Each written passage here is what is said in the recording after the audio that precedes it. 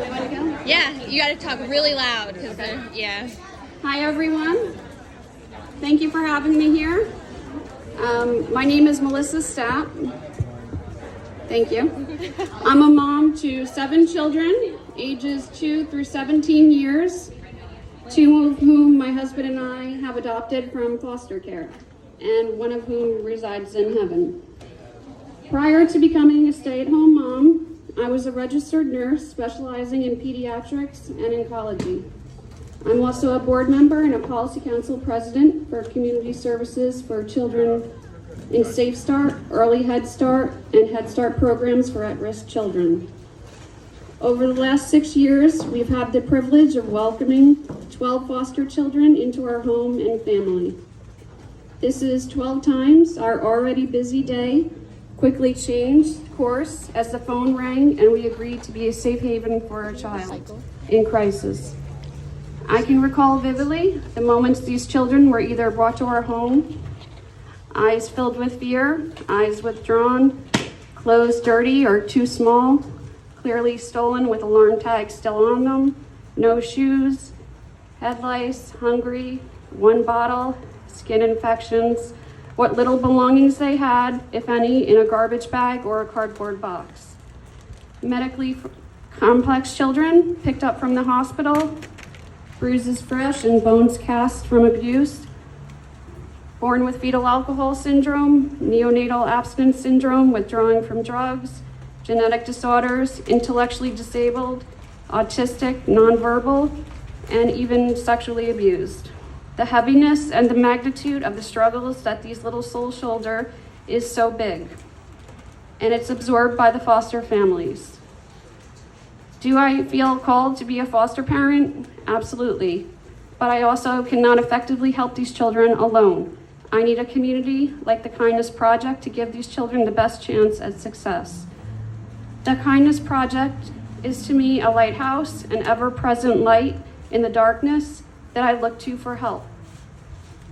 If I were to go through examples of how the Kindness Project has helped myself, the foster children we were entrusted with, and our family as a whole, we'd be here for a while.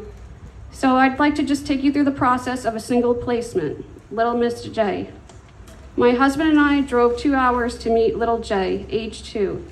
They could not find a foster family to take her in the area because she had suffered sexual abuse and as a result had a colostomy and severe physical and emotional trauma. She would also be requiring surgery again shortly. She would need therapy to learn how to walk again. Her situation made people uncomfortable. Foster care in general makes people uncomfortable because it lifts the veil on the darkness of humanity. But it is essential to the healing of these children that we do not avert our eyes when we look at them. We must effectively join in their suffering to help them out of it. That is why I refer to the Kindness Project as a lighthouse, because they do not avoid the storm. They acknowledge that it exists, and they send out life rafts. Little J would come home with us, but first be called the Kindness Project, and 2 days later, when we returned to pick her up, it would be with a new car seat from the Kindness Project. Also from the Kindness Project with clothes that would work to give her dignity with her colostomy, hair supplies and products for her beautiful textured hair, shoes, diapers, a crib complete with Minnie Mouse sheets, her favorite, a room for a princess complete with colostomy supplies given from a generous donor. The Kindness Project would go on to provide items as needed, like what would become little Jay's favorite crochet blanket that we would bring for hospital stays, tests, procedures, surgeries, and therapies.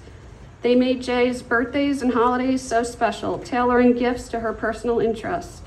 As seasons would change, new snowsuits, bathing suits, and Halloween costumes were available. Whatever the need would be, even to help our family with a meal when a crisis arose. A specialized stroller or a toddler carrier for a trip. Sensory and emotional support items.